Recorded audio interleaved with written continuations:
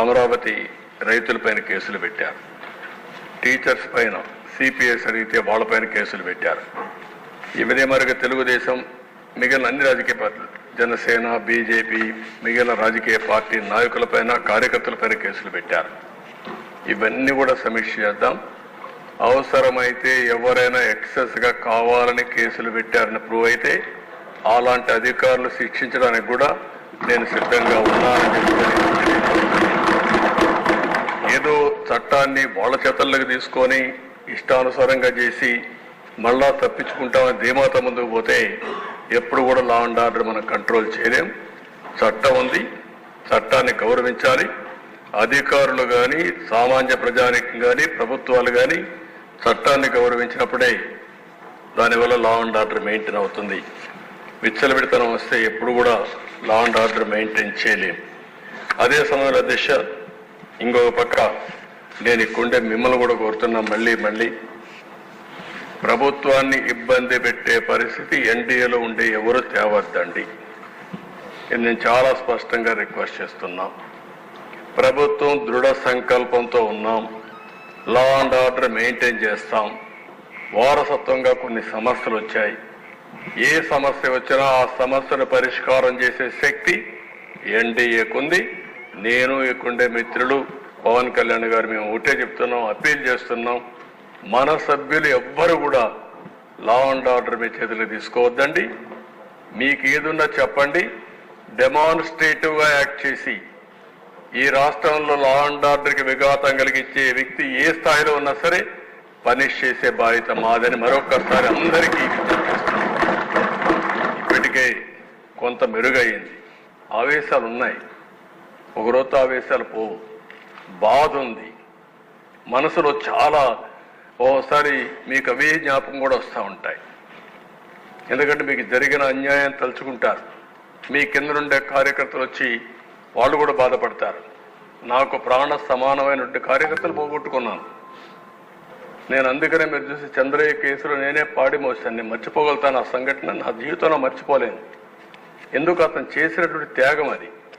అలాంటి వాళ్ళందరూ ఉన్నారు, వాళ్ళు మన ముందర కనపడిస్తూ ఉంటారు. కానీ మనకు ఒక బాధ్యత కూడా ఉంది.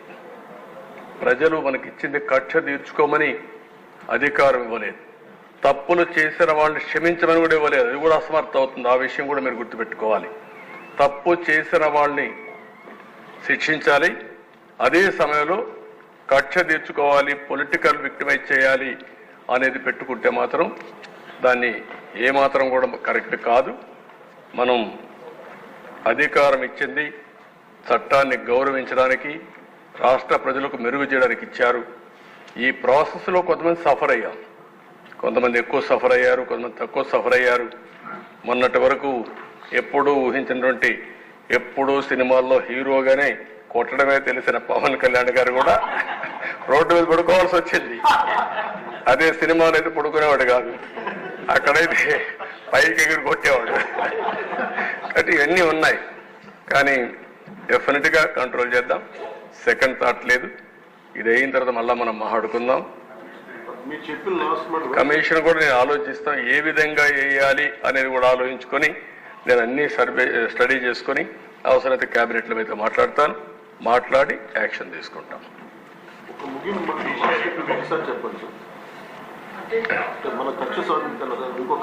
నేను ఒకసారి ఏంటమ్మా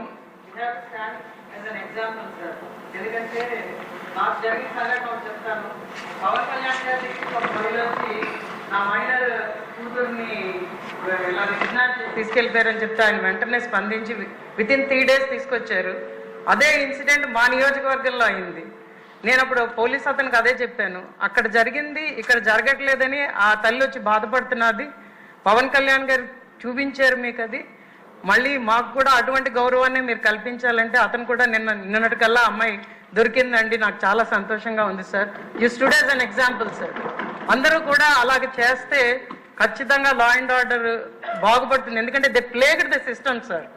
సిస్టమ్ మొత్తాన్ని ఎలాగా వక్రీకరించి వాడుకోవచ్చు అన్నదానికి 2019-24 ఒక ఎగ్జాంపుల్గా నిలిచింది. దాన్ని మనం మార్చాలంటే ప్రతి ఒక్కళ్ళు దాంట్లో భాగస్వాములు అవ్వాలని నేను అందరినీ కోరుకుంటున్నాను. మీరు చెప్పినట్టు మాధవ్ గారు చెప్పిన నెల్లిమర్ల శాసనసభ్యురాలు చెప్పినట్టు కొన్ని సమస్యలు మనం పరిష్కారం చేస్తున్నాం. కొన్ని సమస్యలు మన చేతల్లో లేని సమస్యలు కూడా ఉన్నాయి. నేను పార్టీ ఆఫీస్లో ఉన్నా. ఒకరోజు ఒక అమ్మాయి వచ్చింది. ఒకసారి కళ్ళు నీళ్లు పెట్టుకుని ఎడవడం మొదలుపెట్టింది. ఏంటమ్మా? ఒక 2 నిమిషాల తర్వాత తమాయించుకొని, సార్ నాకు జరిగిన అన్యాయం మర్చిపోలేకపోతున్నాను. మీరు ఏం చేస్తారో తెలియదు. ఆడబిడ్డలకు రక్షణ ఇచ్చే బాధ్యత మీరు తీసుకోండి. నేను ఒక విక్టిమ్ నేను చెప్పినప్పుడు ఆ అమ్మాయికి ఏం జరిగింది దానికంటే నేను అడగలేకపోయాను. కానీ అలాంటివి తిరిగి మనం కరెక్ట్ చేయలేం. కానీ దుర్మార్గులు సొసైటీలో లేకుండా చేసిన రోజున అలాంటి వారికి అందరికీ రక్షణ వస్తుంది. అదే నా ఆలోచన. నా జీవితంలో రెండో విషయం కూడా మీకు చెప్తున్నాను. పాదయాత్ర చేసేప్పుడు అనకాపల్లికి వచ్చాను.